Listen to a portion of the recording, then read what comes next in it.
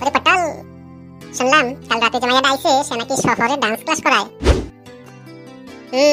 আমি তো ভাবছিলাম হালুয়া রান্না করায়, একটা গন্ধ হয়েছিল বাতাসে, বুঝলি? হালুয়া না, হাওয়া দিছে রে তোরে, ও মাইয়া রসগোল্লার মতন, আর তুই হলি নুন ছোলা। ছোলা নাকি গোস্ত?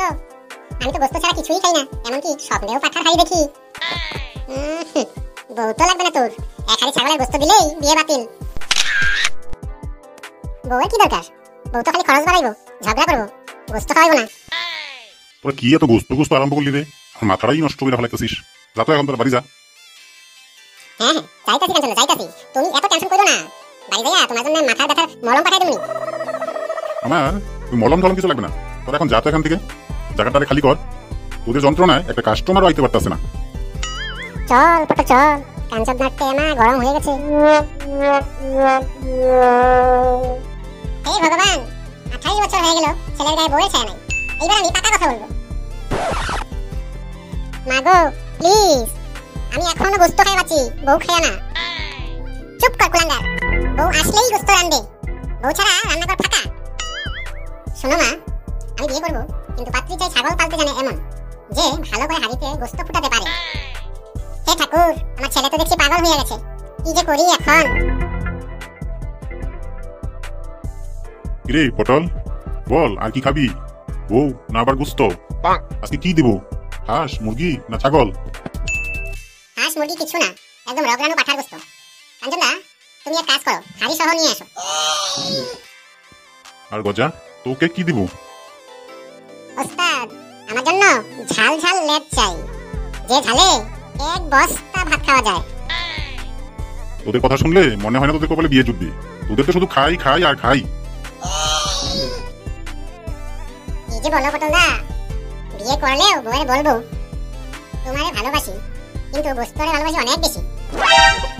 ঠিক বলছিস রে পটল, বউয়ের মন একটু খারাপ হইলেই বলবে আমারে কই ভালোবাসো, কিন্তু গোস্ত কিছু চায় না, চাইলেই পাতে চলে আসে।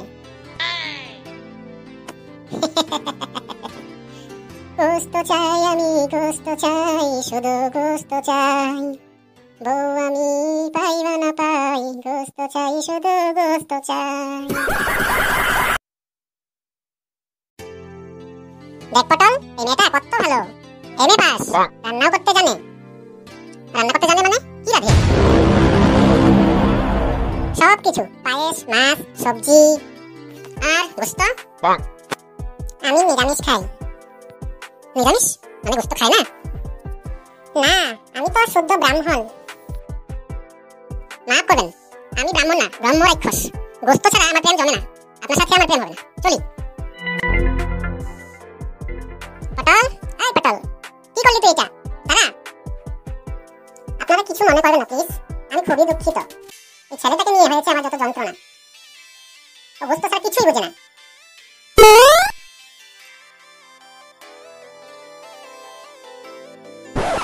কিরে পটল, পাত্রী কেমন দেখলি?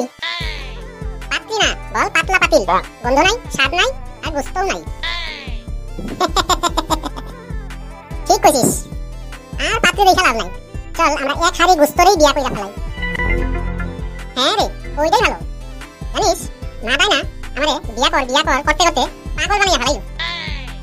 মারি আর কি দোষ বল, সব মারিতে একটা আশা থাকে না, নিজের পোলাটারে বিয়া দিয়া একটা সুন্দরী বউ ঘরে আনবে।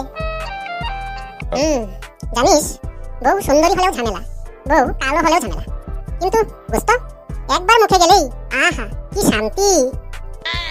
ঠিক আছে, ঘরে আর কত বসে থাকবি, চল একটু ঘুরে আসি।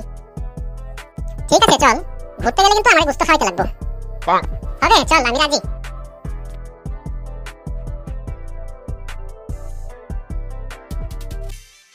এক্সকিউজ মি, এখানে কি ভালো পাঠার গোস্ত পাওয়া যায়? হ্যাঁ হ্যাঁ, একদম আমার হৃদয় থেকে রান্না করে দিব।